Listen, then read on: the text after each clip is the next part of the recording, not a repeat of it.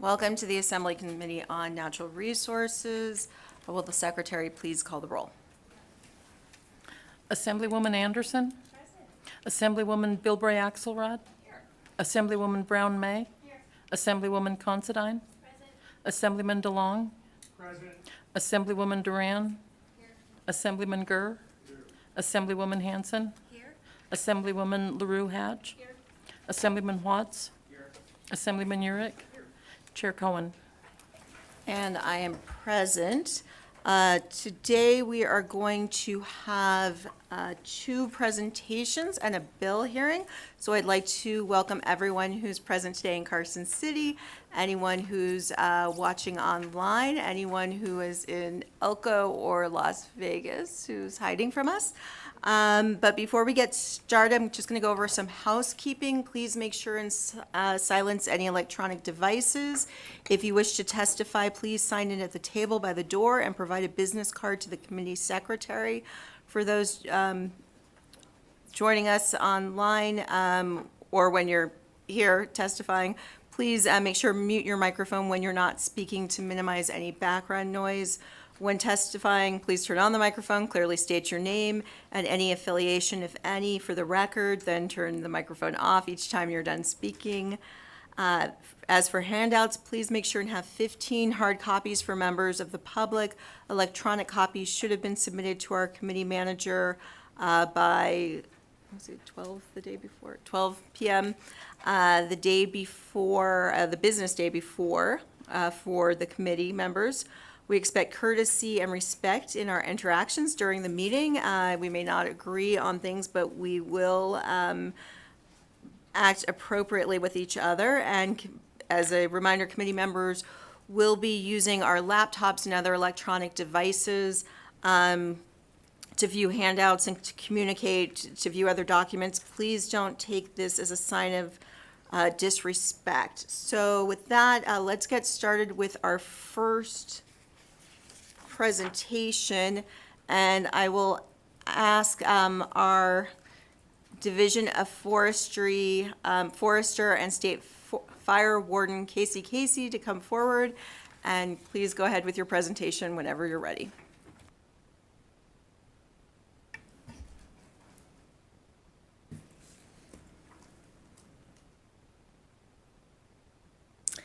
Well, good news is I can follow instructions. Thank you, Madam Chair, members of the committee. For the record, Casey, State Forester Fire Warden for the Nevada Division of Forestry. Thank you for having me here today to provide a brief overview of the division and all the fun work my staff get to do that I used to get to do.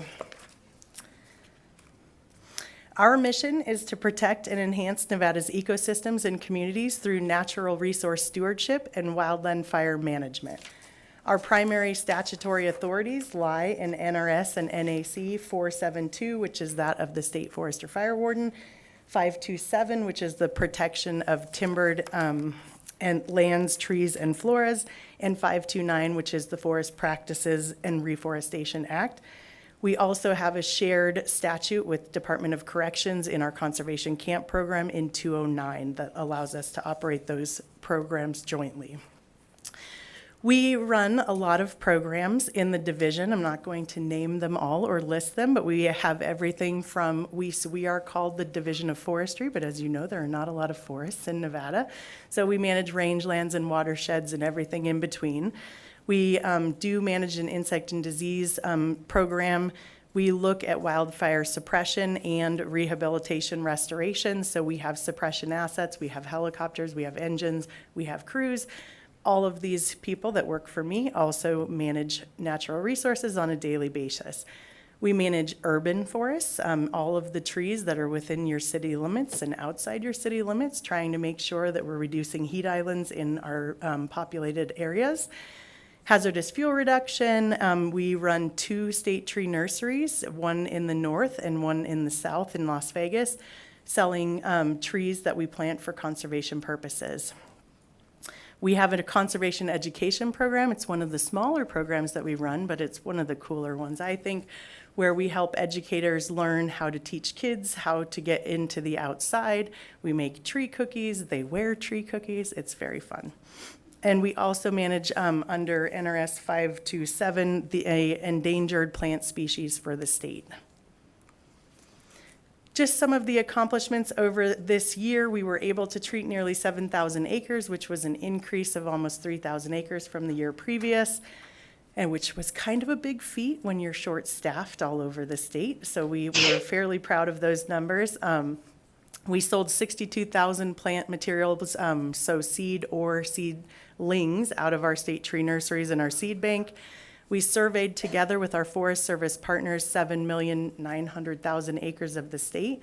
We usually fly our forest and woodlands every year to kind of look at the trends in mortality from insect and disease. We did see an increase this year, which wasn't really surprising, of about 120,000 acres of tree mortality due to the drought conditions out there that we are not facing right in this moment. It will come back. But so we kind of anticipated those increases in insect and disease outbreaks. What we do, we fly it, we detect it, we map it, and then we send troops out on the ground and try to make sure that we know what we're seeing in those infestations. We increased our FireWise USA sites across the state by 22 this year, so 22 communities signed up as FireWise sites, which means that they're taking an active role in their community in making sure that their homes are as protected as they can be as we walk into what's probably going to be a pretty good fire season this year, unfortunately. It's contrary to popular belief, fire seasons don't happen every year. They do happen every year, but the big ones for us follow our wet years, and so that's because of the grass growth in the inner spaces, so we are anticipating a little bit of a fire season. It'll be slower in the upper elevation because the snow will melt. It'll take a little longer to melt, but we're worried about the range this year. And we were able to get some contracted aircraft this year, as well as our own 3 helicopters. So we had single-engine air tankers dropping retardant this year. That was kind of to combat the lack of crews that we had available for initial attack of fires. And that worked out very well. So between our helicopters and the 500 and some number of fires we had this year, we dropped about 48,400 gallons of water or retardant on those fires. I want to focus on a couple of the really cool initiatives that the division is doing in partnership with all of our state and federal local government partners. So you might have heard of the Nevada Shared Stewardship Agreement, not the Shared Stewardship Recreation Agreement. There is that too. This was the first one. This was the leader in the shared stewardship agreements. It's a wildfire agreement. It really was meant to be an agreement between the U.S. Forest Service and the State Forestry Agency so that we could tell our staff that we needed to work together on the ground. In Nevada, the partnership doesn't work to be just between the U.S. Forest Service and the State Forestry Agency because the BLM is a large landowner. NRCS works with private landowners and a lot of state agencies, one of which you'll hear from later, NDOW, agriculture, parks, lands, they all have parts and pieces, State Historic Preservation Office, that we all manage in resource management. So our shared stewardship agreement in the state of Nevada was the first of any agreement in the U.S. to expand beyond just the 2-party partnership. And the point of the agreement was really to look at the risks across the state of Nevada for wildfire and pick those priority landscapes across the state and attack those risks together regardless of jurisdictional ownership. So it really is the way we should have been working all of our lives.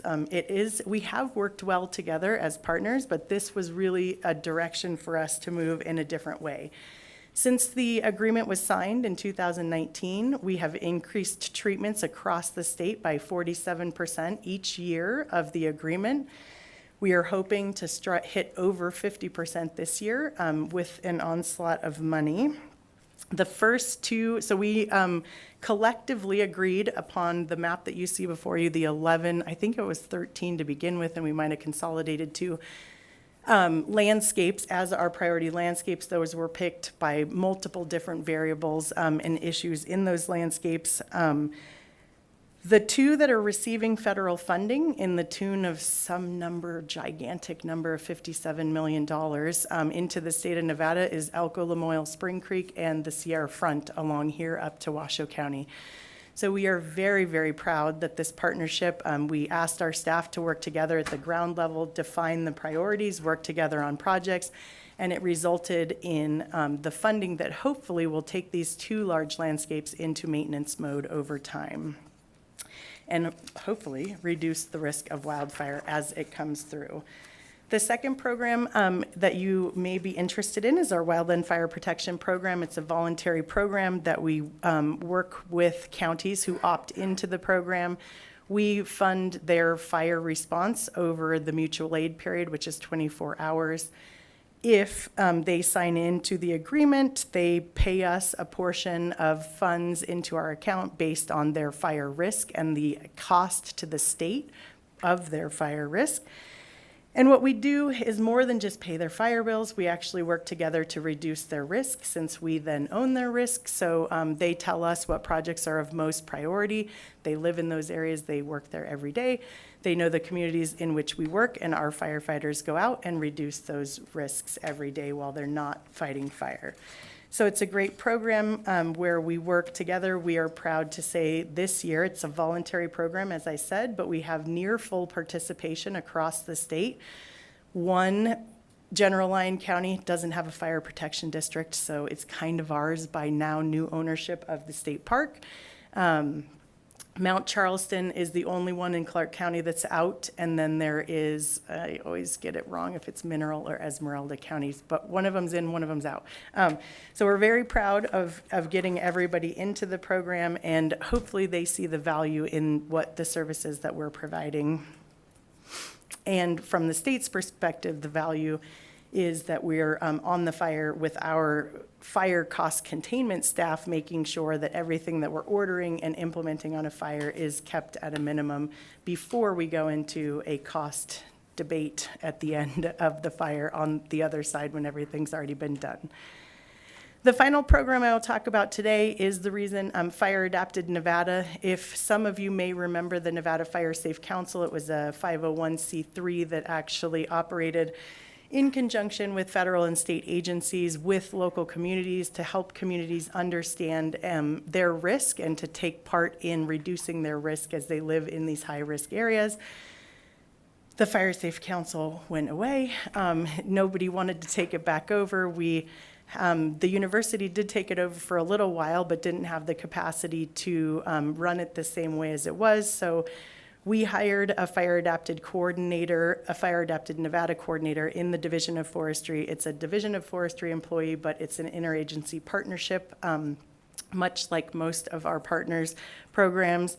And the point of that is to go around and help educate communities of where they live and the roles that they can take, and then also to marry up industry and agencies to figure out how we can help them. So if they're taking the action they are supposed to in their homes, then we can create the fuel breaks around it, and the Forest Service or the BLM can treat their land behind it, and then we've really protected the community when a wildfire comes through. So this is the program in which we have bolstered both our community wildfire protection plans. We've been updating those feverishly with counties and communities, and protect or increase the FireWise communities. And so I said I would be fast. I didn't want to bore you, but I'm here for questions if you have any. Thank you very much. No, it wasn't boring at all. I do have a question from Assemblywoman Bilbray Axelrod. Thank you, Madam Chair, and thank you for the presentation. And I'm sorry, I just think your name is so cool. I just have to say that, Casey. I was curious, I was going to ask before you even said about Southern Nevada and Mount Charleston. I know we all hold our breath a little bit every fire season because Mount Charleston is so beautiful and, you know, right outside of Vegas. I used to say it would take 2 hours when I was growing up, and now I'm literally like 45 minutes away from Mount Charleston, where you can be 7,000 feet up. Why are they not participating? Madam Chair, through you to Assemblywoman Bilbray Axelrod. First, thank you. My name is my husband's fault. My maiden name is Keister, so this is a huge upgrade from where I was, because, you know, you either have to be tough or funny, and my kids will say I'm neither. But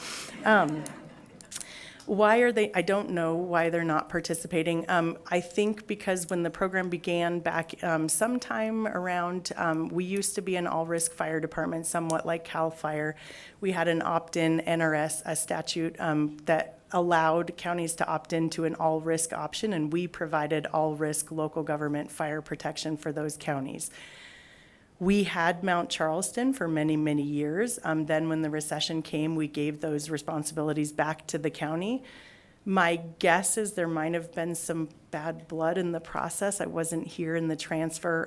The other thought is Mount Charleston is largely federally owned around the outside. And so the Carpenter 1 fire at the time was under our jurisdiction. We ended up paying the state portion of the Carpenter 1 fire. When we began the program, they called it Kentucky windage. They were like, well, I guess we'll charge these people this, kind of based on risk analysis, but it was really, based on somewhat science. We were charged with actually making a scientifically based formula for the program. And so when we did that, it actually analyzed the risk to the communities, which we had a map of the whole state at the time.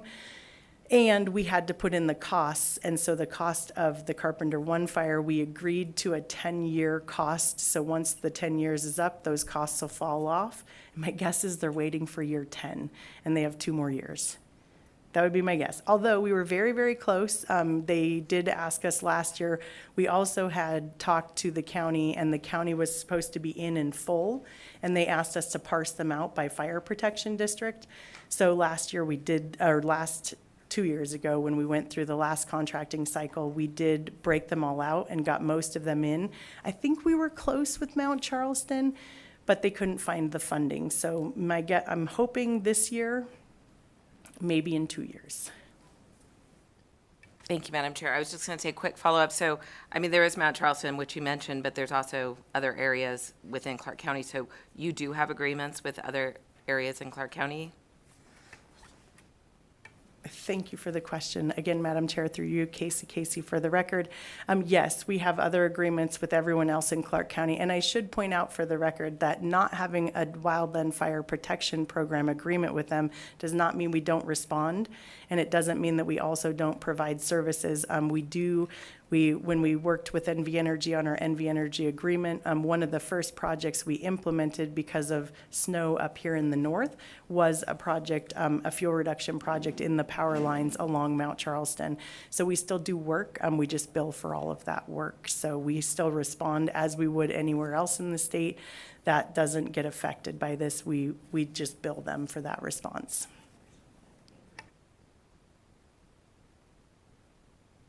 Assemblymember Considine. Thank you, Madam Chair, and thank you for the presentation. I noticed that it says urban forestry management, and I think you said urban heat islands. So I was wondering what projects for those urban heat islands, what projects you're doing, what's potentially coming up. Thank you for the question, Madam Chair, again through you to Assemblywoman Considine. And feel free to go directly to the member. Okay, thank you. Casey, for the record, we have an urban forestry program coordinator in the southern portion. It used to be housed up here, but it's now down in our Las Vegas office. We have a part-time urban forester up in Elko County.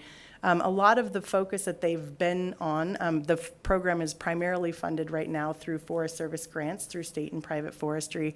We've done a lot of mapping and looking at where the heat islands are, how the underserved populations are more adversely affected by the lack of trees in those areas.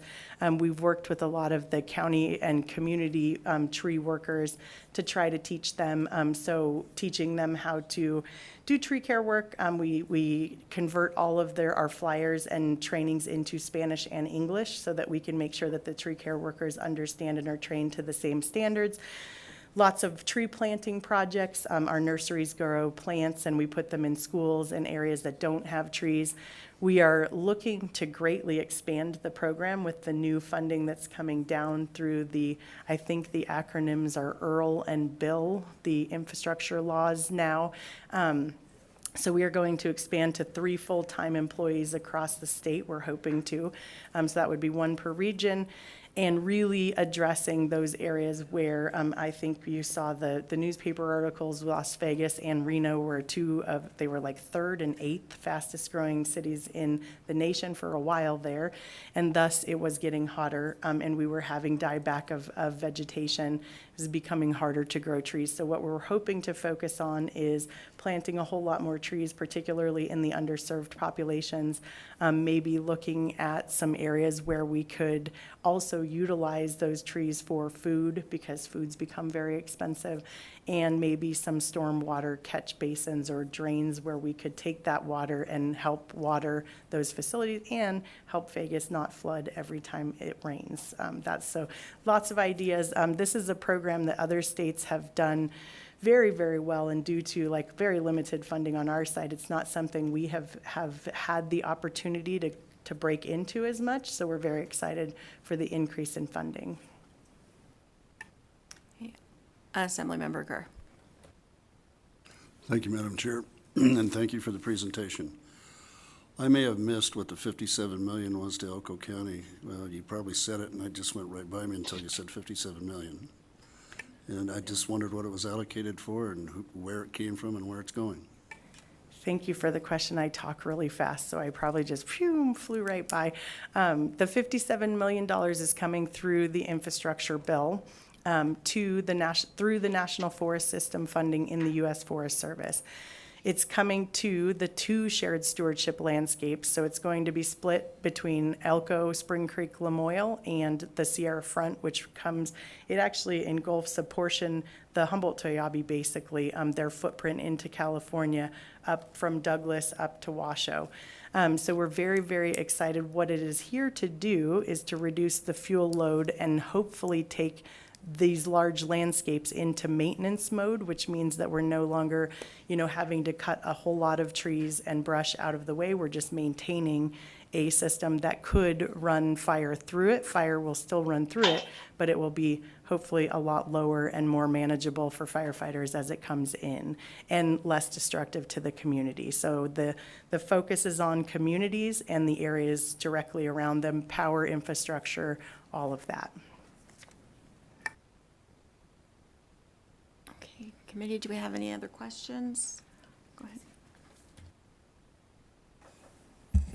Thank you, Madam Chair. Thank you for the presentation, really great. I just have one question relative to the fire retardant that you're using. You noted in your presentation you've dropped 48,400 gallons of water or retardant. Can you talk a little bit about what is the retardant and how does that affect the landscape? Thank you for the question. You're out of my realm of knowledge here, but I could get that information to you.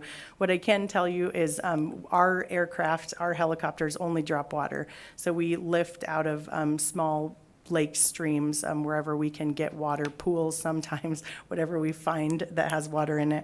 The single engine air tankers do use retardant. Most of that retardant lately has been made so that it is eco-friendly. I'm sure there are things in it that are not great, but they're better than the fire moving through. But I could get back to you on the exact ingredients and what retardant was used in the contract aircraft.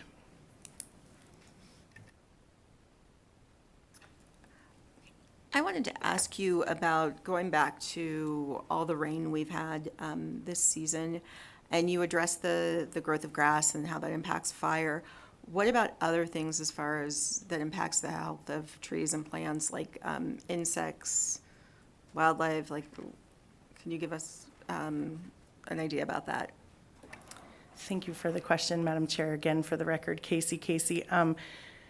It has, so typically in our wet years, like I said, we get a lot of those, fine flashy fuels, primarily brome grasses, north and south, that come into the inner spaces. So that's what carries fire a lot quicker through in the wet years. From an insect and disease standpoint, and then remember that up high elevation, we're going to have snow for a lot longer, so we're likely to have less fire impact early in the season up high. We're likely to have more down low. From an insect and disease standpoint, usually these wet years inhibit their movement because they don't come out as early. It just depends. So it's the drought years when we start to see, or the years where we're highly impacted, following where we're highly impacted by fire. Any major disturbance brings a dinner bell for insect and disease to come into those trees. We saw that following the fires here along the front the last couple years, Tamarack and Caldor, a huge increase in die-off in the areas that were directly adjacent. Some of that's due to heat stress on the trees that survive. So usually in the wet years, it just depends on the insect, unfortunately. Most of these insects are native to these ecosystems. Some are introduced. If they're native, their populations are always kind of on a cyclic cycle. They ebb and flow. We have not in the state mapped huge endemic versions that are of big concern.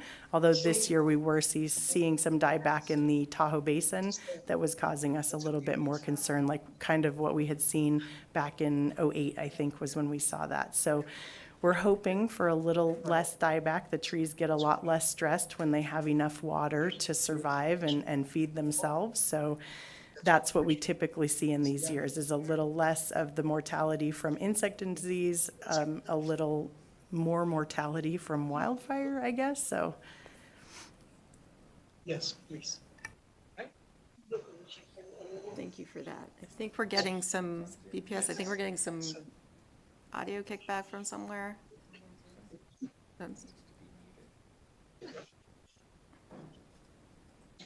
Oh, there's someone in Elko. Maybe they were talking in the room in Elko. Okay, thank you. All right, committee, any other questions? Go ahead, Assemblywoman. Thank you, Madam Chair, and my apologies. I've had some computer issues, but wonderful IT magic was just done, so I'm operational and not being so distracted. I apologize. Good to see you. Thank you so much for being here. To follow up on that, the conversation about after, with a wet year, we're also thrilled we got moisture, and then with the concern that we can have an increase in fires with the grasses. What mitigation kinds of things are you doing, or can you inform us that you usually practice wet years or even non-wet years?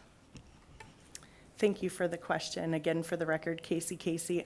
We, like I talked about in the Shared Stewardship Initiative, it's really a joint effort with all of our partners, but what we are focused on is we're constantly looking at the highest priority, high-risk areas.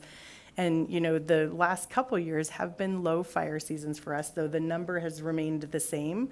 They haven't been as large, the fires, so we have a lot more time to go out and mitigate that risk. So we have created fuel breaks all across the state. We've picked and prioritized the areas that are most likely to actually affect how fire goes through. We worked with Senate Bill 508 and our NV Energy agreement very closely with NV Energy on trying to reduce the risk under their power lines and then expanding that out so that it actually could be a fuel break for fire moving in and out, not just for fire caused underneath the right-of-ways. So we've done a lot of work. Like I said, since the Shared Stewardship Agreement was signed, all agencies, state, federal, local government, have increased our treatments about 54%. It's visible when you drive out to Elko. Actually, you can see the fuel breaks everywhere. We will continue to do that. That was one of the initiatives when I first became state forester, was ensuring that our staff every day were out somewhere. And that's so our firefighters aren't sitting in a station waiting for the bell to ring. They are out every day cutting brush and making sure that we're reducing risk in those high priority landscapes. Assemblymember DeLong. Thank you, Madam Chair. As it relates to the Sierra Front area, California is a huge risk as far as a potential source of wildfire migrating across the state line because their fuel management practices aren't quite up to snuff. Is there anything you've been able to do to help mitigate the risk? If not before it comes over, at least after it comes over? Thank you for the question. Again, for the record, Casey.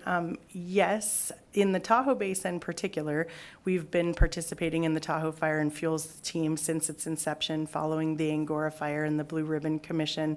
It was an interagency partnership, really a model for the rest of the state on how we should be working together, picking priorities, looking at those high-risk areas. So when you saw the Caldor Fire coming into the Tahoe Basin, we were fairly certain it was imminently coming into Nevada. We were ahead of that, cutting brush. So this was the first time ever in my 20-year career. We not only had every firefighter in existence out there, because when Tahoe's burning, everything's coming. But also, we had 130 plus NV Energy crews from across the state, plus our crews from all over the state, up, camped out in just like an incident command post, actually cutting line on the Nevada side. So it went from state line all the way up and over Kingsbury Grade and down into Genoa. So we cut a fuel break, trying to protect the infrastructure and the communities where we thought the fire was going to go. So that was a first for us. We are always doing fuel reduction as the fire is there too. But unfortunately, Tahoe's really the only place where we manage into and out of the state of California. We did meet with CAL FIRE last week and talked about actually putting one of our helicopters this summer up in the basin on a more permanent basis, as hired by CAL FIRE, so it could go into California and into Nevada as needed. So we may be working on that type of agreement. And we did work last year on a CAL FIRE NDF agreement that allows us to move not only our firefighting assets, but crews. So should they need our crews in the basin to do work, because CAL FIRE is largely not present in the basin anymore. They're a little further up the road in Placerville. We will help them with that project work if they need it. So we're setting ourselves up to help each other out. And I also asked them to buy giant fans to blow the smoke back into the state. But I think they're still working on that technology. You're welcome. Okay, seeing no other questions, thank you very much. We really appreciate it. And we know we'll be seeing you as the session goes on. So with that, we will move on to a presentation from the Department of Wildlife. And I'd ask Director Alan Genet to please come forward. Go ahead whenever you're ready.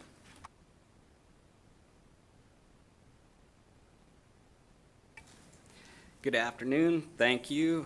I will get to my PowerPoint here. The joys of glasses. Oh, nope. There, got it.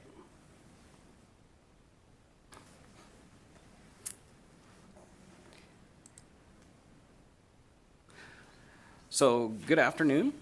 For the record, I'm Alan Genet. I'm Director of Nevada Department of Wildlife, newly appointed. Tony Wasley, who was our director for close to 10 years, recently retired, and I recently took over this position with the beginning of the new year. So, here to give you an overview of the Department of Wildlife. I know many of you are familiar, but we'll just give you a background overview. First and foremost, I wanted to give you, this is a slide of our leadership here. There's been some recent changes. I just want to turn around and recognize the folks that are with me. I've got our Deputy Director of Administrative Services, Jordan Goshert, and Deputy Director of Natural Resources, Mike Scott, newly appointed literally this week. Great talent pool. Plus we have our legislative liaison, Alejandra Medina, who has been double tasking while our normal legislative liaison is out with, just gave birth to a child. So we appreciate her efforts.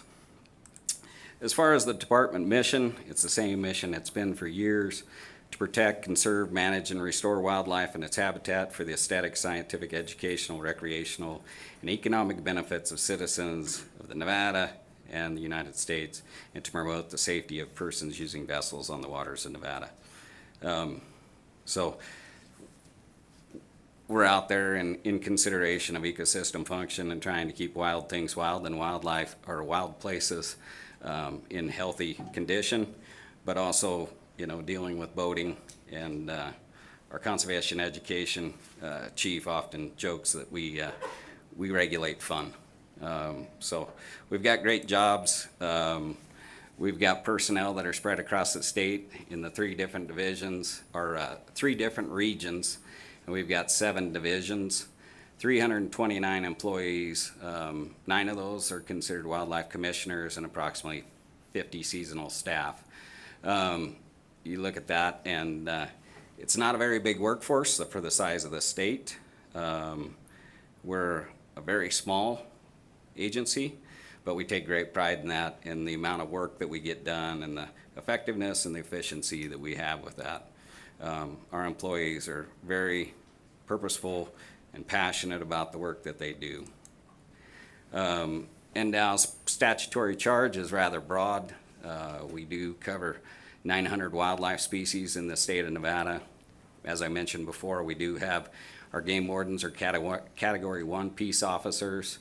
Again, this is in a state that's 7th largest in the nation and is 85% federal land. So trying to manage wildlife on a state that is so large with public lands really increases the amount of work that we have to do, in working with the federal land management agencies.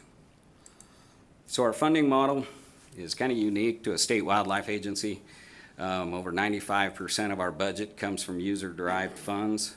Those are typically the state license and tag funds that account for, I'll give you the direct number, 49%, and the other 48% come from the federal funds that we get. We have Pittman-Robertson and Dingell-Johnson that are excise taxes on. For Pittman-Robertson's, it's gun and ammunition, and for Dingell-Johnson, it's derived from motorboat fuel, small engine, fishing tackle, stuff like that, typically associated with fishing. And as far as the general fund, we only require 2% of our general fund, or our budget comes from general fund. I just wanted to take you through a quick walk of our different divisions and where we're at. You can see here in the director's office, we included the numbers of what our FY24 and 25 budget are that you'll see for each of these entities. Just figured it was informational. We had it from our budget hearing, so I figured we'll give you that information as well.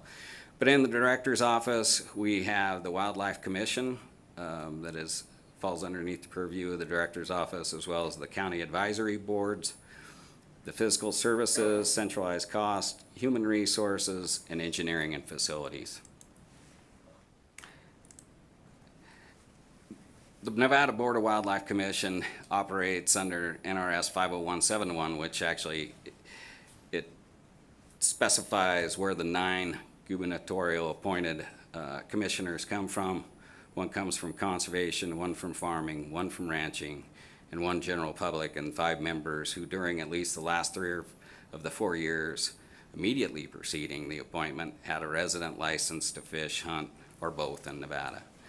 And NRS 501181 establishes what they do, the role of the commission, in establishing broad policy for the department and adopting regulations for wildlife management and boating safety. As far as the process, when you look at it, this is a good representation of how we're set up. The commission receives recommendations from the Department of Wildlife along with comment from the county advisory boards, which each county has. Some of you are more familiar than others with that process. And then also the general public has the opportunity both at the CAB and at the commission meetings to provide public input to help the commission as they go to set policy and regulation. And they set that, and that helps us as the Department of Wildlife manage the wildlife of Nevada. Our Data and Technology Service Division has approximately 30.63 positions because of a seasonal. And they cover licensing, hunt applications, customer service, GIS, boating registration, and information technology, our IT section. Data and technology, these are just some of the highlights. We consider them the cash register of the department. They receive or collect about 85% of the department's sportsman's revenues, that hunting and fishing licenses. Just in a 7-week period, when we open up our big game application period, we actually generate over $14 million just in those 7 weeks from all of the applications for big game. And over the year, we've taken the call center, that DATS will receive over 23,000 calls from the general public. And we've got, as I mentioned, we've got boating registration and titling in our DATS division, and they'll do over 2,100 vessel inspections in a year. So again, this is a pretty small workforce doing a lot of good work. In the Conservation Education Division, we've got 24 positions. We've got hunter safety training, hunter and angler education, wildlife education, media and public relations, and urban wildlife.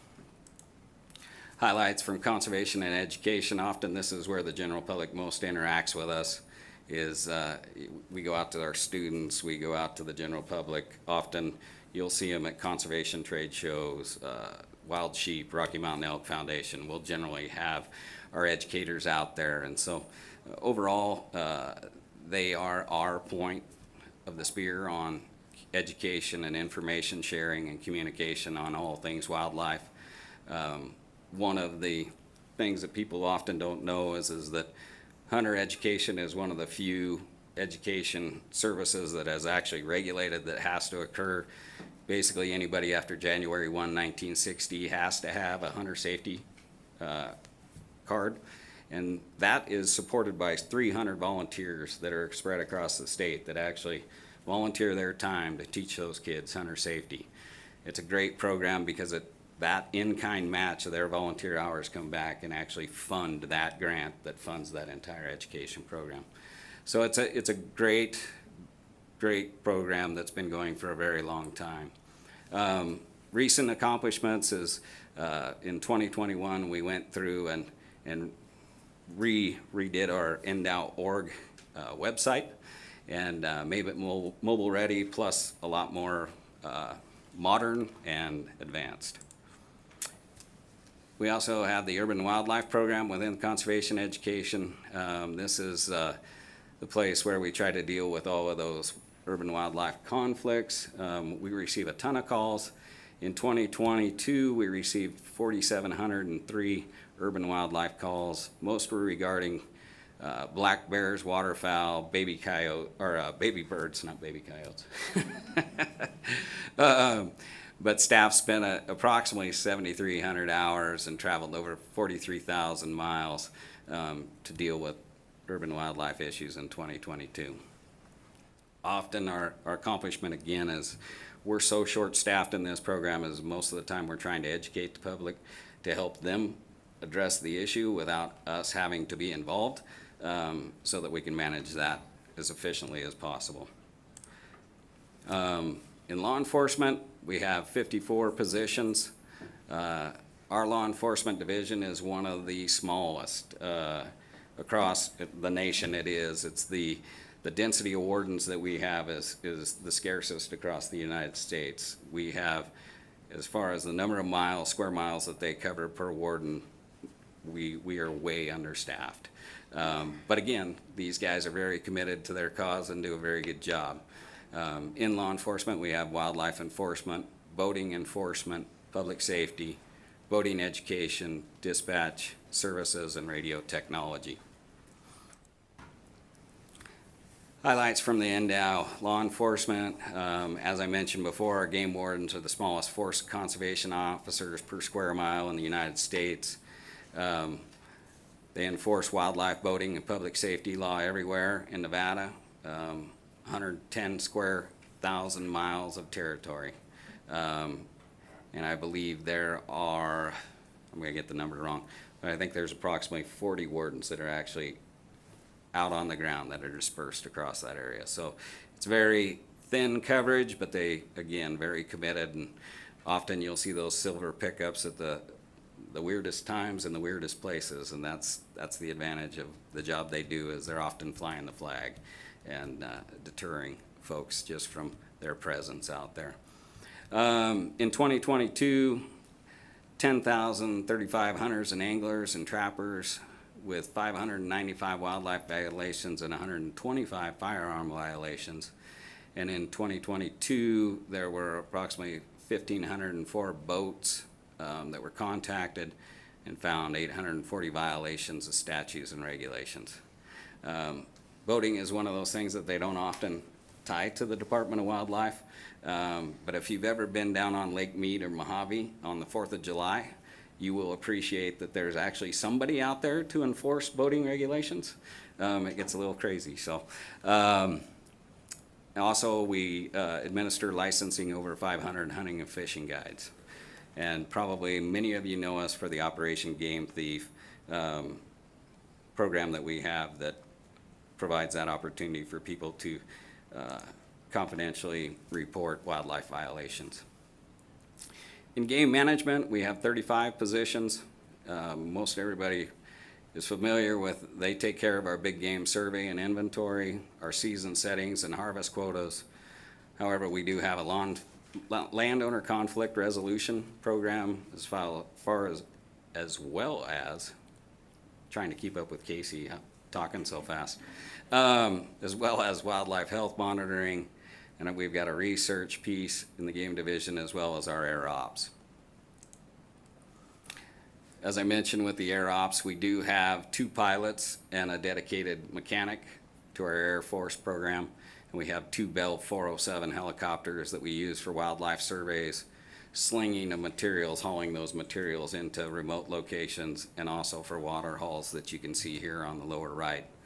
As I mentioned, our wildlife health, we have a veterinarian, biologist, and wildlife technician that do surveillance of wildlife diseases across the state. And one of the things that, if you're from the north, you are pretty aware of the black bear conflict, and we have a couple biologists that are dedicated to solely responding to black bears and dealing with them.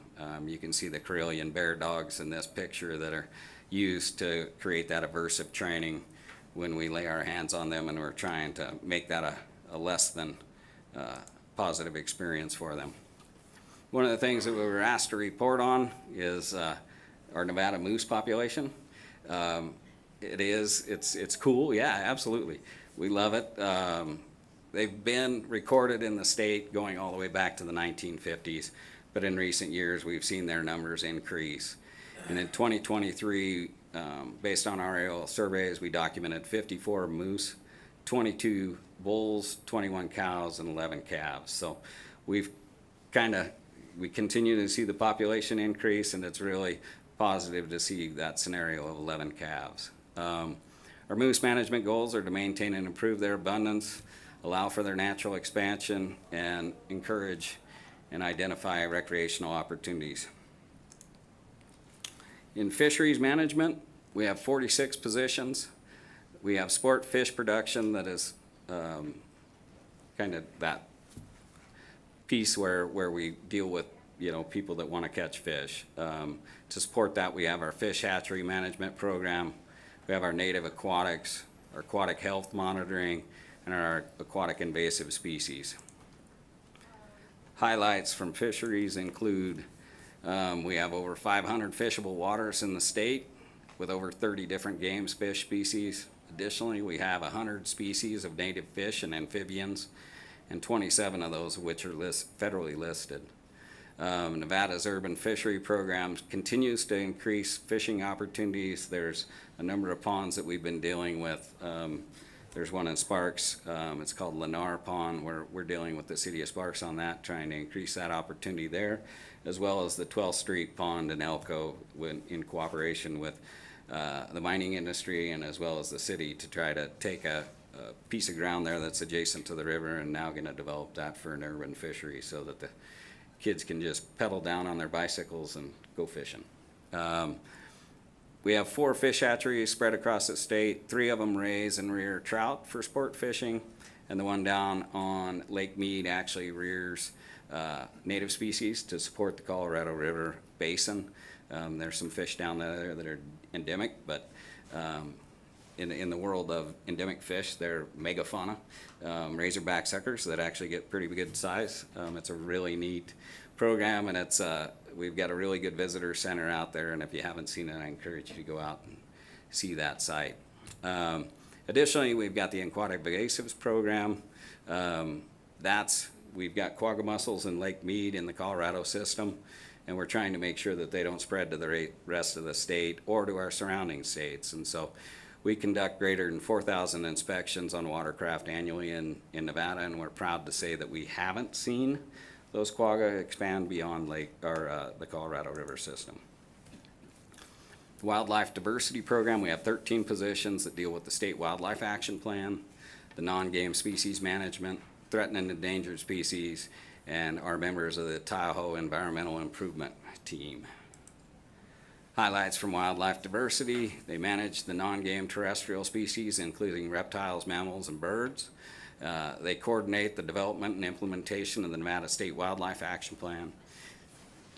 And in that State Wildlife Action Plan, we've got 267 of 900 different species that are actually designated as species of greatest conservation need. And so those are things that could actually use our help. And so in that State Wildlife Action Plan, we've got different ways that we have presented to try to help them in their habitats. And as I mentioned, they represent us on the Tahoe Improvement Team. In the Habitat Division, there are 39 positions. We have Development Project Review, Industrial Development Program, the Habitat Restoration and Rehabilitation Program, Nevada Partners Program, Water Development, and Wildlife Management areas. And I apologize, we have a number that's strayed. But in the Habitat Division, from the highlights, the Habitat Division is the point of contact for NEPA comment on the National Environmental Policy Act dealing with the federal lands. We review over 500 projects annually. Additionally, we manage 88 industrial artificial ponds. Those are ponds that have chemicals or constituents that may be harmful to wildlife. Across the state, we have 1,700 water developments that are managed by Habitat Division and construct future ones. Those are guzzlers. We have 13 designated wildlife management areas, totaling over 157,000 acres. And 2 more points. We do, as Casey was talking, we do participate in the shared stewardship program. We work with our federal land management agencies to try to rehabilitate our federal lands. And in the last 5 years, we restored over 500,000 acres. In the last 5 years. And so we've got a very active program to try to assist and promote the rehabilitation of those programs on federal lands. Additionally, we've got an energy review program where we have worked with greater than 80 proposed energy projects to evaluate potential impacts or to avoid and minimize those impacts to wildlife. Again, very recent accomplishments. We've got the creation of the Hunt NV and Fish NV apps. Those are places where you can go get information on fishing and hunting. We've implemented over 62,000 acres of rehabilitation efforts just this last fall, coming into this winter. We've had the establishment of Carson Lake and the Argenta wildlife management areas in recent years. Deployment of our body cameras on our game wardens. I mentioned the curb and fishing ponds. Additionally, we've just recently finished last year the upgrade of our Cummins Lake boating facilities out in Ely. We put in a new concrete boat ramp there and nice handicap access, and it's really nice. We created the Mule Deer Enhancement Program in the 2021, and since then we have actually sought the approval of and received for 37 different projects. As I mentioned, the revision of the State Wildlife Action Plan, we're waiting on final acceptance of that by the U.S. Fish and Wildlife Service. And we went through a tag and license simplification process that, if you remember, that actually made it much easier to participate in hunting and fishing. It did away with all the stamps, and it made it a much simpler process and reduced costs to especially our juniors and our seniors. And Just recently, we completed our 5-year department strategic plan, and we'll be handing that out to anybody who has not received that. I just want to end with the challenges that we see facing us. Not foreign to state agencies is our capacity of recruitment and retention. We're sitting right around 20% vacancy rate right now within the department. Despite the shuffling of chairs behind me and the leadership team, we sit about 30% vacancy. So it's a problem. We see employees leaving to go to federal agencies or other entities that pay better. And then we have a tougher time recruiting. And so we look forward to the solutions that the governor's considering and hope that that improves. But it is a challenge with such a small workforce. When you get to that point where you're so thin, it's important. The other two things are much more nature-driven. Drought, luckily looks like we're breaking the back on this year. Hopefully that's the trend carrying into the future. But that is very tough when we see dry periods as long as we have seen. And associated with that, but often driven by other things, is habitat loss and conversion. Since 1986, we have seen a 55% loss or conversion of our sagebrush habitats in this state. And so when you contemplate, those are some of the more productive lands where our wildlife live. It's no wonder why our wildlife populations are following those changes on our habitats. And so with that, I thank you for your time and stand for any questions. And I apologize if I went over by a smidge. Thank you. Well, you had to fit in the moose, so I appreciate that. And thank you for the presentation. Before we have questions, can you just let members who are new on the committee know what the guzzlers are? You mentioned guzzlers, and it's not something that a lot of us deal with on a regular basis. Yes, thank you, Madam Chair. Guzzlers are water collection.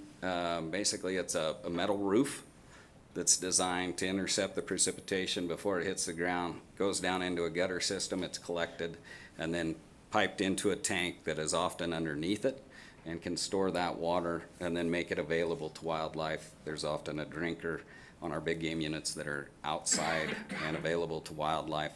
That's about a 3x3 drinker. But some of those units can be upwards of 18,000 gallons. And so they're designed, when I describe 18,000, that's designed to actually work down south in Vegas where, some years we might see 2 inches of precipitation, but we can sustain hundreds of wildlife on that and all species. Thank you for that. I have a question from Assemblywoman Considine. Thank you, Chair, and thank you for that wonderful presentation and the beautiful pictures. I appreciated those. I have a question on this second slide on law enforcement. One of the statistics is that game wardens contacted 1,504 boats and found 840 violations. So my question is that indicative of lack of staffing because there was 840 violations, more than half of the boats, or is that indicative of some boats just had, excuse the pun, a boatload of violations? Thank you, Madam Chair, through you. Thank you for the question. Often when you look at those numbers, we've got our boats, it's much like the Highway Patrol. As you're sitting there and you've got a lot of boats going around you. You don't contact every boat. You often contact the problem boats. And so that's a small number of the number of boats. Some of those are merely educational, but the reason that percentage is probably so skewed is because they're dealing with problem boats that have attracted their attention. And Director, feel free to go directly to the member. Thank you. Next, we have a question from Assemblyman Watts. Thank you, Madam Chair. I know that among many other activities, there was some increased interest in sporting activities during the pandemic. I think we saw a lot of increases in not just in Nevada, but in general in terms of fishing licenses, hunting licenses, applications. Could you speak to Any initial trends we're seeing? I know that, for example, big game applications haven't opened for this year yet, but how are we seeing with kind of those trends moving forward? Have we already seen it take a dip, and do we think that we're going to end up leveling off above where we were, or do you think we're going to see a lot of that interest kind of that came up subside? Thank you, Assemblyman Watts. That's a great question. We did. We absolutely, everybody saw it. As we saw COVID hit, everybody wanted to go outdoors and enjoy themselves because they couldn't get together with their friends. And so we did. We saw a blip, and we're starting to see that now come down a little bit. Here in Nevada, we've actually seen a little bit different response. We've changed some of the regulations as far as applications on the big game species, and so while some of our licenses have actually gone down, what we've seen is an increased rate of participation in the number of applications that they submit per person. And so we've seen that. We've also seen a greater interest since COVID from our non-residents. And so we see a greater participation there. But we do see a little bit of a tick down right now. We'll be curious to see what this year brings. Thank you for that. And that kind of comes to the next question. So you highlighted some of the overarching challenges that we're seeing, particularly when it comes to sportsman opportunity. It really depends on the health of the species and their overall numbers. So at a high level, without getting into all the nitty-gritty of the numbers, what are we kind of seeing, especially with some of those big game species, in terms of the health of the different populations? Yes, thank you again, Assemblyman Watts. What we're seeing is because of that trend of that, I think it's been 22 years of drought, and some of the most recent being very extreme, is that's one of the biggest drivers in wildlife populations, especially in the driest state in the nation, is precipitation. And so we continue to see our populations continue to follow that that influence of drought. That not only affects the amount of feed on the landscape, but you consider that often affects the recruitment rate as well. And so you may end up with animals going into winter that can't carry a fetus because of their body condition. And so you start to see your populations dive. And we are seeing every one of our populations, with the exception of mountain goat, which is a very small population, and maybe moose, is all of those going down.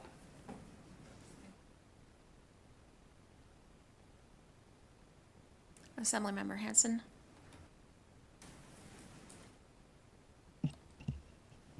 Hello, and thank you, and welcome to your new job. It's Thank nice to be introduced to you. I'm going to follow up, if it's okay, Chair, to that, and then I'll ask my question.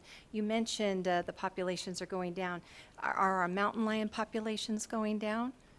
Our mountain lion population is, as we can see right now, is mostly stable. Thank you. In regards to Operation Game Thief, maybe you could let the rest of the committee members know that might not know how that's funded. And then maybe not here and now, but give us some numbers on the issue of poaching. How big of a problem is it in Nevada? If you have some of those stats on big game in particular, maybe you could share those with us offline. But You bet. If you could address Operation Game Thief, and how it's funded and how it works. Yeah, and I will actually admit that I don't entirely know the funding of Operation Game Thief, but I do know the program is actually targeted so that, citizens can call in or use, we've got a 411 app now where they can actually use their cell phone, and you can actually report that violation through that site. But I will give each and every one of you a response to that OGT and how that is funded, but also the number of cases that have come through that and And poaching. Chair, just one last quick thing. I noticed that during hunting season, there's quite a presence of the Operation Game Thief big trailers that are usually in, say, Area 6 or 7, some of the bigger big game hunting areas in the state, and they seem to have a big presence there for either deterrence or checking. And so, I have noticed those out there in some pretty remote spots. So you're being seen, and hopefully that lends to helping in your efforts. Thank you. Thank you, Assemblyman. Woman. Assemblymember LaRue Hatch. Thank you, Chair, and thank you for being with us today. So I noticed a theme within your presentation, but also within forestry and some of the other ones we have seen is obviously habitat loss and conservation and all these challenges. And so I just wondered how much you are working with other departments and divisions on those conservation efforts. Thank you for the question, Assemblywoman. We, as Casey, it was great to follow Casey because friends, but also partners. We work a ton together. The shared stewardship is the spirit of that in the official mechanism, but we work together a lot, and it's about trying to find the most effective and efficient ways to put that work on the ground. We work with BLM and Forest Service and NDF and all the other players to try to evaluate, what are we doing? And oftentimes, we've worked with BLM on certain instances where we have contracts as the state where they're much more cost effective. And so we'll actually take the lead on a particular portion of a project to save the dollars so that we can stretch the acres. And they may come in and actually cover some other portion of that project because they have contracts and they have the resources to do that work. And so we often look at it in that sense, as in those priority landscapes, we think about, okay, how are we most efficiently going to get this done and most cost effectively? So we do a lot of work together. Thank you. Committee, do we have any other questions? Okay, seeing none, thank you very much. Appreciate you. that. And with that, we will move on to our first bill hearing. I don't see the director.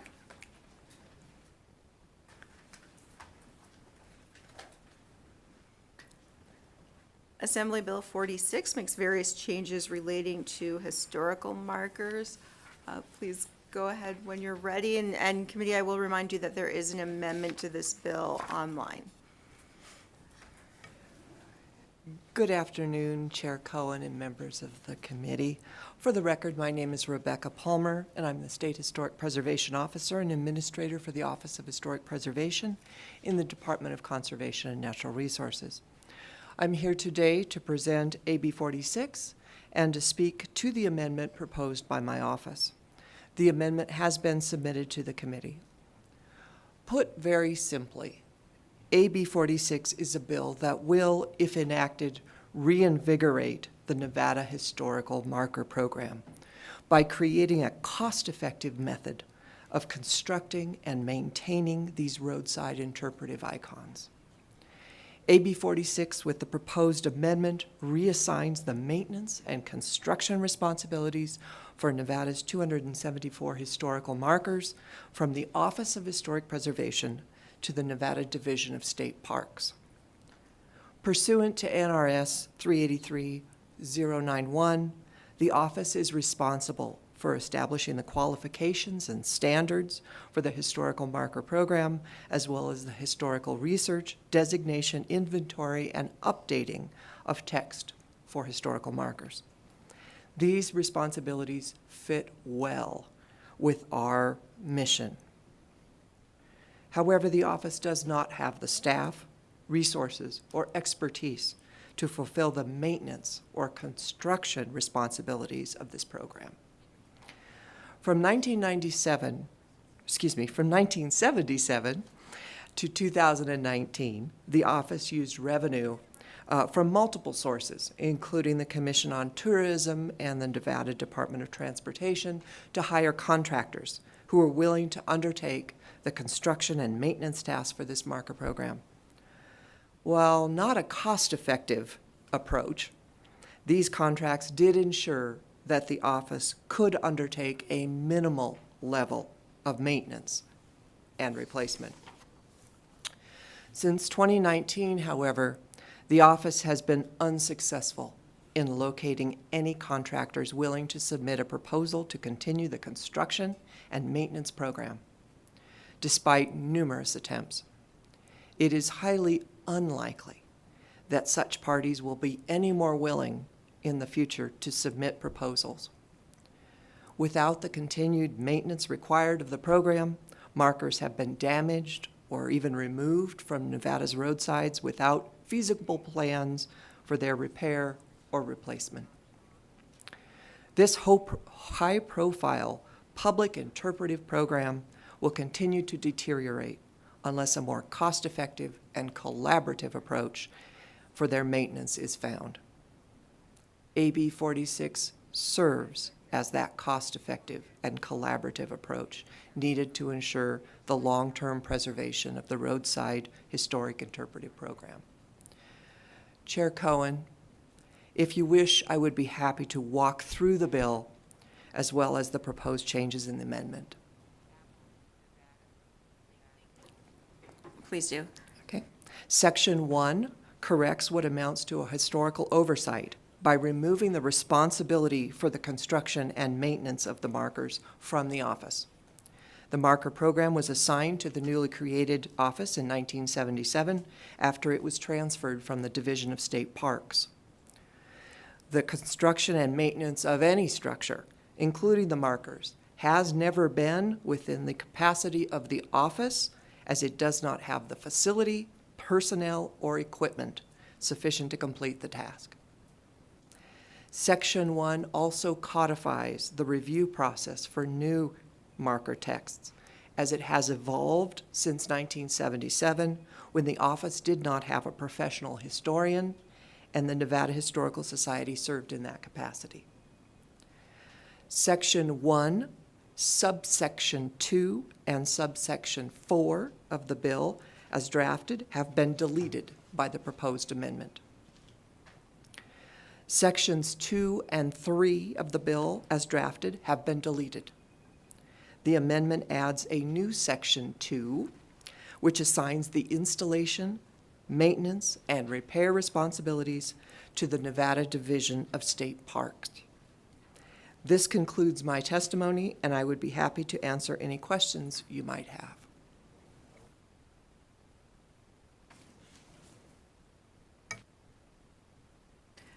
Thank you for that.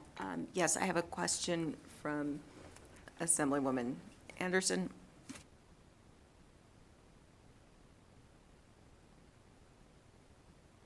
Thank you. Thank you for the presentation and also for meeting with me earlier today. I greatly appreciated it. Since that time, I've had a chance to do just a little bit more research about where these markers are. And I know that there are a few that are actually on school property and or on possibly other state or county properties. Does the department, either this one or the new Parks Department, plan on working with the school districts and or those other entities in the upkeep of it? For the record, my name is Rebecca Palmer. Thank you very much, Assemblywoman Anderson, for that question. We have 61 markers that are on lands either privately owned by nonprofit entities, or local governments. So I don't have the figure of how many might be on school property, but I would be glad to find that information and provide it to the chair for distribution to you. Follow up, if I may. Thank you, and thank you for that. It's not necessarily where they are. I just want to make sure that there continues to be a conversation with the school districts and or these other county entities, with whether it is the Parks Department or anything, that they work together on the upkeep of it, because I think what you bring forward is a very important element, especially the fact that you can't seem to find anybody to do it, and the Parks Department has volunteered to do so. So I'm not sure if somebody from the Parks Department could possibly discuss this as well, or if there's other ways that there's been partnerships in the past. Chair Cohen, with your permission, I have some testimony that I could provide that might clear up some of the, I guess, make clear what State Parks' role in this is going to be, and maybe that'll answer some questions ahead of time. Thank you. Please just identify yourself for the record. Absolutely. My name is Bob Mergill. I'm the administrator for Division of State Parks. And so I can provide some testimony as to what State Parks' role in this is going to be. So this bill, if passed, will allow the Division of State Parks to maintain the 274 historic markers located throughout the state. The division has maintenance personnel located around the state with the expertise needed to perform much of the maintenance required to maintain these historic markers in-house rather than contracting those services out. The division recognizes that it has been challenging to contract those services as the markers are often located in remote locations. By taking over maintenance responsibilities for the historic marker program, the division will be able to add the locations to all of the historical markers to a mobile app currently being developed. The app will allow visitors to the state to pinpoint the location of each marker and read the historical information associated with those markers. The app will also have the functionality to allow the public to report problems they may see with the markers. This public reporting information will allow the division to receive real-time information about the condition of the markers, which will help the division identify and prioritize maintenance needs. Sharing the responsibility for the historic marker program and keeping the program within the department allows for each division to utilize their strengths, which ultimately provides a better service to the citizens of the state. So thank you for your time allowing me to add that testimony. And I think more specifically to answer the Assemblywoman's questions, this will put the responsibility of maintaining and installing and interpreting those markers onto state parks, which is something that we know how to do. Thank you. Thank you, Chair. Thank you, Director, and I'm sorry, I didn't realize you had testimony when I went to questions. With that, we will go to Assemblymember DeLong. Thank you, Madam Chair. I just wanted to make sure that State Parks testimony got into the record that they were supportive of this amendment. I think that's been addressed. Thank you. Thank you, Assemblywoman Duran. Thank you. Good afternoon for your presentation. I want to thank you for that. And I appreciate the fact that our state parks are going to pick up the work of doing the maintaining of the historical markers, because as you know, and the concerns that I have are the funding, which I talked to Ms. Rebecca yesterday concerning that. So I understand that the funding is probably through donations, and there is a little bit of money through there. And the transfer of that money, is it going to be directed, the donations, to the parks, because of the fact that we know that there is a shortage of workers throughout the state, and I'm just concerned that this will be included to help maintain a person to do this work. Thank you for the question, Chair, through you, Barb Miguel, Administrator for State Parks, again, for the record. So yes, the current funding that comes from the Department of Transportation will come to state parks. And then any donations that entities may want, or individuals might want to provide to help with that maintenance or installation of new markers, that type of thing, would come to state parks. And we do have a donation account that we can set up to take that money in and make sure that it goes where it's supposed to. Assemblymember LaRue Hatch. Thank you, Chair, and thank you for your presentation today. As a history teacher, this touches my heart, and so I appreciate trying to preserve this program. I just had a question on the amendment. So on the second page, the new section 2, it says when the owner of private property consents to the placement by a nonprofit organization, and then it goes on to say that the nonprofit organization will help maintain the marker. I just would like some clarity between whether it's parks or the nonprofit organization, and who is maintaining and when. For the record, I'm Rebecca Palmer, Administrator for the State Historic Preservation Office, through you, Madam Chair. And please feel free to go directly. Okay. The answer to the question is that section addresses markers placed by nonprofit entities. It does not pertain to the Nevada Historical Marker Program. That was inserted into law because of the concerns of nonprofit entities and wanting to place markers on private property.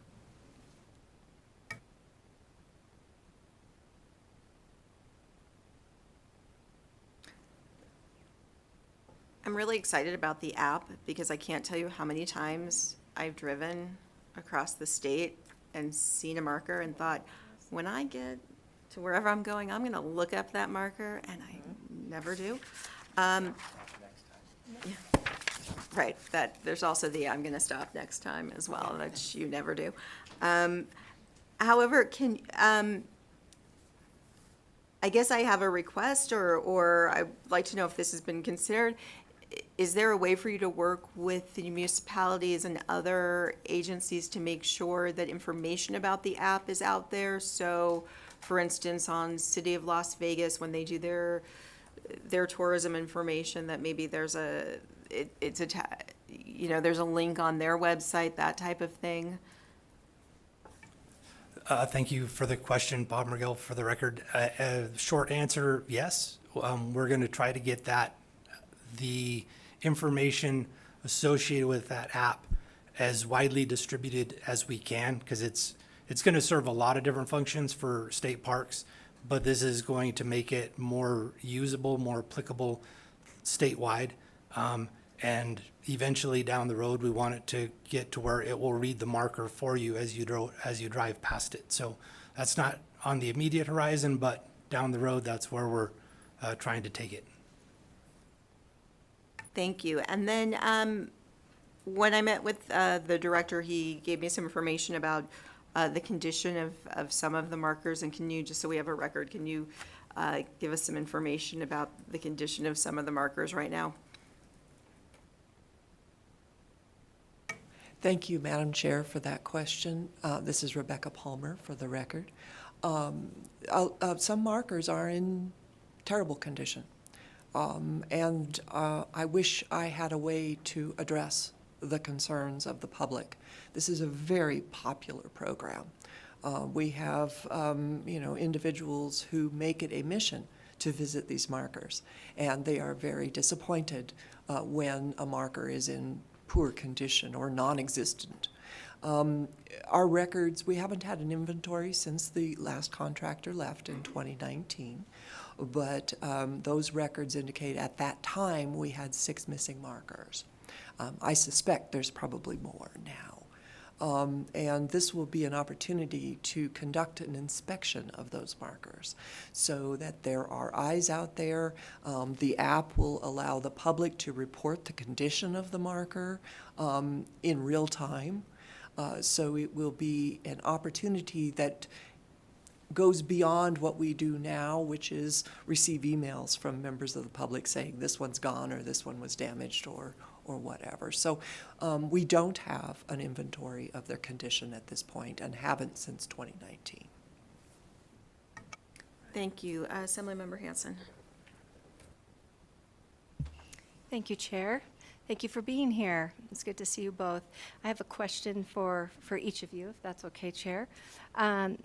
Director Mergill, is with the markers, if this bill were to go through, I'm assuming there would be a priority, a way of assessing which markers are in need to be addressed first. Have we done that assessment, or would that be part of the process? Thank you for the question, Bob Mergill. For the record, we have not done that yet. So if markers have been identified as being missing, then those would become the priority, because again, you hate to have people show up to a historic site expecting to read a marker and have nothing there to read. The conference is about to end. Sorry for that. It's okay. Everybody else heard that voice too, right? It wasn't just me. We're just missing a room where there's no one anyway. It's okay. All right. Go ahead. I've been kicked out of a lot of places, so this wouldn't be anything new. So the missing markers would be the the priority, obviously. And then we would just make it a point to try to get out and physically see them as soon as we can, and then come up with a list. Unreadable ones would be next in line. The other thing, though, is trying to get this app moving forward. If people showed up and had the app, they would at least know the text that was supposed to be on that marker while they're standing there. So that's kind of our push right now, is to get, we can't really do that until this bill passes, because they're not my responsibility right now. And the app that we're developing is definitely a state parks app. So it's going to cost the state a whole lot more. If we have another entity, like right now, State Historic Preservation Office, it would cost the state tens of thousands of dollars more to add them as a user. So we don't want to do that. Thank you. And then, Ms. Palmer, you shared an inspirational story about how these markers can have an effect for some individuals, and perhaps for the record, you could share that story. Thank you, Assemblywoman Hanson. For the record, this is Rebecca Palmer. I've been with the division for 28 years, and so I've seen a lot of people come in who just absolutely love these markers. But the most compelling story I heard was a veteran who had recently returned from Afghanistan. And his psychologist, his psychiatrist, had recommended that he find an outlet for his energies that were negative energies. And so he discovered that if he got on his motorcycle, he could ride to every one of those markers. And so what he did, just to make sure everyone knew he was there, he took a picture of himself, a selfie, and he brought in this binder that was 3 inches thick of all of the markers he had visited. It really reminds me of why I'm doing what I'm doing. This obviously made him a more complete person, and it saved a veteran who had served our country well. Thank you. Thank you for sharing that story with us. I think that sounds like we have a movie in the making. Assemblywoman Bilbray Axelrod. Thank you. And your story actually kind of dovetails nicely with my question. I think we can begin maybe with those photos and see which markers we need to address first, right? We already have. My next question was actually going to be, I love the idea of an app. I assume there will be an ability for people to upload a picture, because we all have a different idea of what something is completely destroyed or so having that, but I actually think it sounds like we already have it documented, so we have a good place to start with this. Did he leave a copy, or did he take it with him? For the record, this is Rebecca Palmer to Assemblywoman Bilbray Axelrod. Unfortunately, I didn't have the presence of mind to ask for a copy. I wish I had. But if you're listening. I have his contact information, and so I will be reaching out. I think it would be a good place to start. Any other questions? Okay, seeing none, we will move on to support. Anyone for support in Carson City, please come forward. And then if there's anyone in Elko or Las Vegas, if you want to fill in the chairs, go ahead. Please go ahead. Good afternoon, Chair Cohen. For the record, my name is Steve Walker. I represent Story, Douglas, and Lyon County. We are supportive of the amended version of the bill. We think it makes a lot of sense that one entity would be involved in maintenance of these markers instead of multiple ones. Again, we're in total support. Thank you.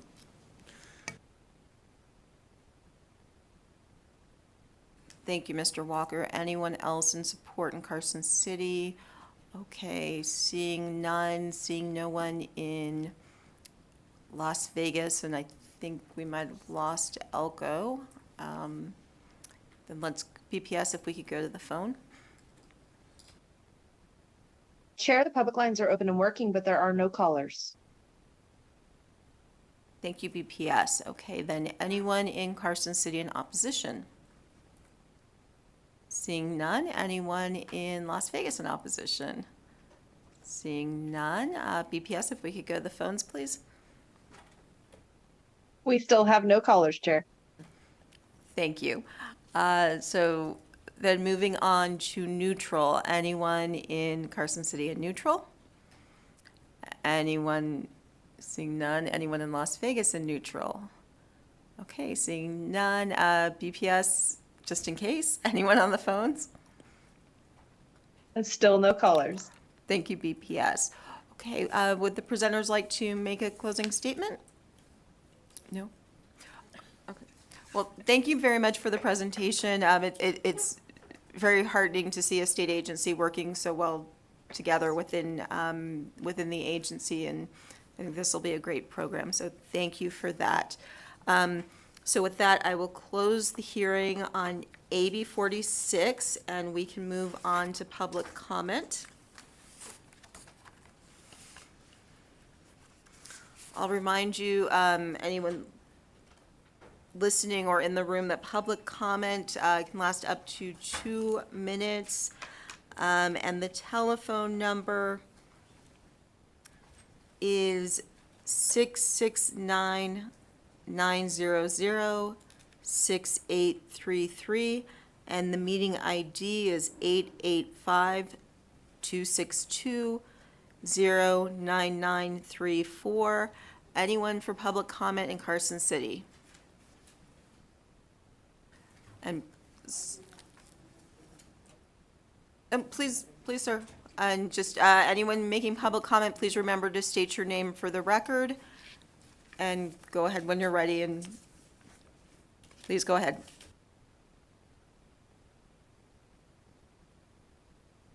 Thank you. Denny French, Carson City, Nevada. I'd just like to say that this was a walk-in situation for me. I came in just to get the updates on the bills and such, but I saw that this was a opportunity for me to see you all in action. Also to suggest that my concerns about the nature around Carson City is huge. I'm the birds and bees guys and a tree hugger. So thank you all for being here and for your consideration. I benefited from both the presentations, and I really hope this marker deal goes through. I didn't stand up in opposition for sure, and I'm definitely for, and my legs picked me up before I had any real considerations on both of those choices, but for sure the marker deal and that touching story about the veteran. So many of our, excuse me, so many of our veterans need to find focus and purpose after they've left the service. The ability for this to have helped that one service member is huge, because that one service member's family and those that know that service member have also benefited. So the ripple experience for everyone as far as being touched is huge, and it touched me today in a way as I prepare to go to the VA for an appointment for myself and for my mental health. I just want to say thank you all for being here, and I hope that you will consider that very firmly as a good thing to vote for. So without saying more, thank you very much. Thank you, sir. Anyone else in Carson City for public comment? Okay, seeing none. Anyone in Las Vegas? Not seeing anyone. Okay, BPS, anyone on the phones for public comment? The public lines are open and working, but we have no callers for public comment. Okay, with that, I will close public comment, and we will be, committee, anyone, anything, any statements? Okay, with that, we will bring the hearing to a close, and before we adjourn, just a reminder that our next hearing will be in the same room on Monday. Thank you all very much, and have a good weekend.